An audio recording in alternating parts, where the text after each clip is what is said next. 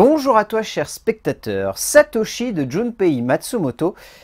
C'est un film dont j'ai un peu vaguement entendu parler parce qu'il faut reconnaître que cette semaine, tous les autres longs métrages ont été éclipsés par un gros film. Donc, tous les autres, c'est plus des petits films en fait. Et celui-là, s'il m'a vraiment intéressé, c'est parce que je dois avouer que le pitch et le personnage en son centre avaient l'air particulièrement intéressants. Le résumé pour faire simple, Satoshi est un jeune enfant qui tout petit a perdu l'usage d'un œil suite à une malformation et un mauvais diagnostic. Malheureusement, à l'âge de 9 ans, son deuxième œil semble également lui faire défaut. Bon, autant le placer tout de suite, histoire que vous ayez un certain contexte. C'est un mélodrame. Genre un mélodrame où il y a beaucoup d'émotions. Peut-être un petit peu trop par moment, mais Matsumoto nous propose une lecture très intéressante de la vie d'un homme complètement à part, qui a réussi à combattre énormément de choses, et même si le cinéaste a tendance à peut-être un peu en faire des caisses, il faut avouer que ça fonctionne. Et ça fonctionne parce que l'émotion est à fleur de peau, dans un style que j'aime beaucoup, c'est-à-dire le style japonais. C'est-à-dire une grande sobriété au service d'un récit où chaque personnage est très attachant, où l'antagoniste n'est jamais très clair, puisque ce sont les personnages eux-mêmes qui sont leurs propres vilains.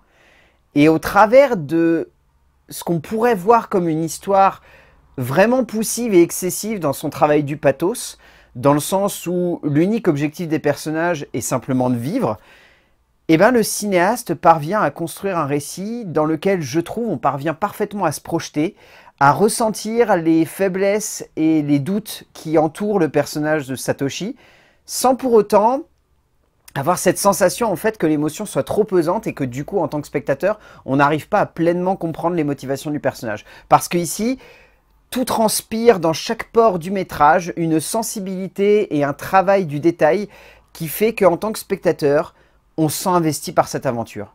Il n'est pas toujours simple de raconter l'histoire d'un personnage pouvant sonner comme cliché, comme facile, comme stéréotypé même, et pouvant parfois même donner lieu à une œuvre sympathique mais qui cherche trop à jouer sur l'émotion et pas assez simplement même sur le ressenti global du spectateur. Junpei Matsumoto nous offre ici un mélodrame qui souvent cherche à appuyer une émotion pas forcément très subtile, mais justement dosée par un réalisateur qui sait dans quelle direction il emmène et pose son sujet et ses personnages, mais qui ne cherche pas pour autant uniquement à se reposer sur leur évolution et donc leur émotion, mais également sur leur parcours, apportant une profondeur dramatique notable. En termes d'écriture, donc à la base on a un scénario développé par Tomohiro Yokomaku, ensuite aidé par Yuki Takafumi ainsi que Junpei Matsumoto.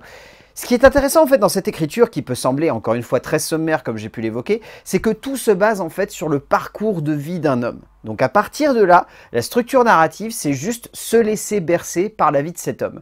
Et vraiment par la vie, parce qu'on part de la naissance quasiment jusqu'à l'âge adulte. Donc on va vraiment avoir une belle tranche de vie bien large qui va nous être racontée au travers de ce parcours de vie. Et en fait, c'est ça qui donne sa puissance dramatique à ce scénario qui peut sembler anecdotique dans ses premiers abords. C'est-à-dire qu'on pourrait s'imaginer très facilement que c'est juste l'histoire d'un personnage qui va vivre des aventures et au gré de ses aventures, qui va apprendre des choses. Et le fait d'avoir cet ensemble dramatique centré autour de la perte de ces deux sens primordiaux, on va dire, au fait de bien vivre ou de correctement vivre à un être humain, ça permet au spectateur d'avoir une émotion qui est tout de suite surdimensionnée par rapport au ressenti qu'on pourra avoir dans une histoire classique. Parce que c'est pas uniquement l'histoire d'un mec qui va avoir des aventures, rencontrer des personnages, c'est l'histoire d'un combat. Et ce combat, d'un point de vue dramatique, c'est ça en fait qui donne toute sa force à l'écriture. Et c'est ça qui fait qu'en termes de dramaturgie, il n'y a pas besoin d'en rajouter plus que cela. Et je trouve que c'est intéressant que ces trois scénaristes ne soient pas dit on va en faire des caisses, on va mettre plein de personnages secondaires, on va montrer que lorsqu'il était enfant, il se fait victimiser, etc. Non, l'objectif, c'est juste de montrer que rien que le combat en lui-même, il est tellement fort d'un point de vue dramatique et d'un point de vue narratif, qu'il n'est pas nécessaire d'en faire des caisses et de rajouter plus que cela d'aventures, de retournements de situation, de rocambolesque en fait à cette histoire, pour en faire quelque chose d'attachant au spectateur. Donc, l'anecdotique devient quelque chose de surdimensionné lorsqu'on le met en perspective par rapport à la perte de ces deux sens. Et j'aime bien en fait que trois scénaristes se soient dit il n'y a pas besoin d'en rajouter plus que cela. Il n'y a pas besoin de faire en sorte que le pathos en fasse des caisses et que l'émotion soit encore plus développée lorsque une dramaturgie avec cette base suffit en fait à déjà mettre beaucoup de ces choses en place et peut-être à aller un peu trop loin.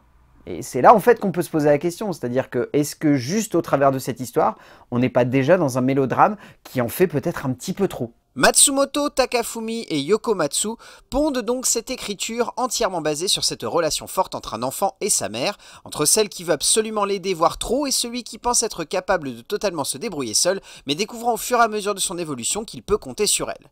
Ainsi cette écriture se repose sur une dualité assez classique, mais qui parvient au fur et à mesure de l'avancée de Satoshi à donner lieu à une émotion subtile et délicate, jouant à fond la carte de la sensibilité des personnages et ne cherchant pas forcément à donner lieu à une aventure où l'héroïne ou son fils passent leur temps à laisser le destin jouer pour eux. En termes de mise en scène, Junpei Matsumoto propose une mise en scène qui est très sobre, tout en mettant en exergue parfaitement ce que j'ai évoqué avant. C'est-à-dire que l'émotion, elle est déjà ultra présente dans l'écriture. Donc il ne faut pas que la mise en scène, en tant que telle, en fasse des caisses. Et c'est le gros risque avec ce type de film, c'est que la mise en scène s'amuse à mettre constamment des effets, à utiliser une ambiance musicale qui soit extrêmement pesante, qui surappuie en fait l'émotion qui est déjà présente dans le cadre.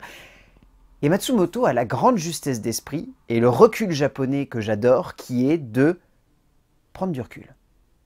Simplement avoir une mise en scène qui s'efface pour mettre en avant des situations. Et les situations en elles-mêmes, elles sont déjà très parlantes. Donc, pas besoin d'en faire des caisses, de faire trop de plans qui soient trop chorégraphiés ou alors de mettre trop d'effets, trop d'esthétique. Juste des petites idées à gauche et à droite. Il y a par exemple un plan à un moment, un plan très important dans le film. Un plan qui montre comment le personnage de Satoshi voit le monde. Je vais vous laisser découvrir ce plan. Il arrive vraiment vers la fin du deuxième acte. Mais il est très fort. Et il est pourtant très simple. C'est pas un plan qui en fait des caisses. C'est un travail de lumière et un travail d'immersion. Et il y a plein d'éléments comme ça de mise en scène qui sont très intéressants en termes de composition. C'est-à-dire que on sent que Matsumoto, son objectif, c'est de nous mettre dans la tête de ce personnage. Donc il se sert de tous ses outils à disposition, visuels et sonores. Et on pourrait se dire, ouais bon, il va en faire des caisses, il va mettre plein d'effets, ça va être vraiment les acouphènes, les choses comme ça. Non, c'est juste des petits éléments très sobres qui sont utilisés à 2-3 moments et qui permettent juste de ressentir le monde comme notre héros. Et c'est ce recul que j'aime beaucoup dans ce film, parce qu'il donne toute sa sensibilité à ce regard et toute sa force à cette mise en scène. Matsumoto pourrait se reposer sur une scénographie appuyant les émotions des personnages, et donc par découlement ne cherchant pas à justement ou sobrement mettre en relief leur avancée psychologique les uns par rapport aux autres. Bref, le cinéaste aurait pu laisser l'émotion diriger son œil d'auteur du début à la fin. Mais comme évoqué avant, ce n'est pas ce qui intéresse le réalisateur ici. Ce qui intéresse le cinéaste, c'est avant tout de montrer la combativité de ce duo, l'envie de vivre de Satoshi, malgré les étapes qu'il traverse et malgré les obstacles qui se juxtaposent dans son quotidien, donnant lieu à une dramaturgie visuelle qui se concentre avant tout sur le positif, plutôt que d'abuser d'un pathos trop forcé. En termes de casting, je trouve que celui-ci s'équilibre extrêmement bien.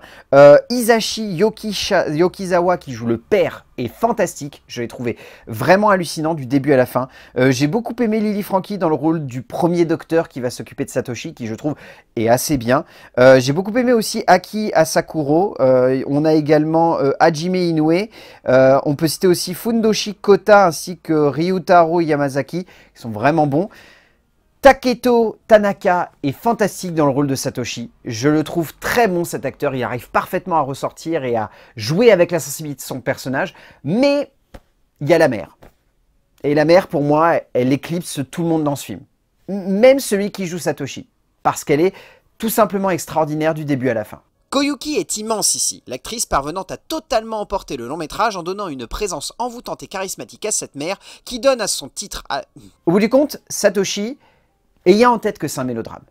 Si vous n'avez pas ça en tête, vous risquez de vous dire « ouais, c'est un film qui en fait des caisses, qui est lourd, etc. » Ayez ça en tête, parce que je trouve que la sensibilité du regard d'auteur qui est porté sur ce personnage, qui pourrait être particulièrement pathétique, et du coup ne pas avoir la sensibilité qu'il mérite en fait, et ben on a un réalisateur qui arrive complètement à équilibrer tout ça et qui donne lieu à un fantastique moment de cinéma très touchant, très attachant, qui arrive à nous embarquer dans son histoire avec beaucoup de sensibilité, avec beaucoup d'émotion. C'est pas un film particulièrement intense, mais c'est un film qui est maîtrisé dans ce qu'il cherche à montrer.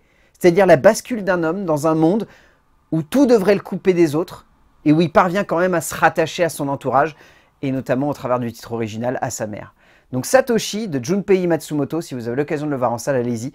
C'est vraiment beau, c'est touchant, et peut-être que la petite larmichette sera présente pour vous.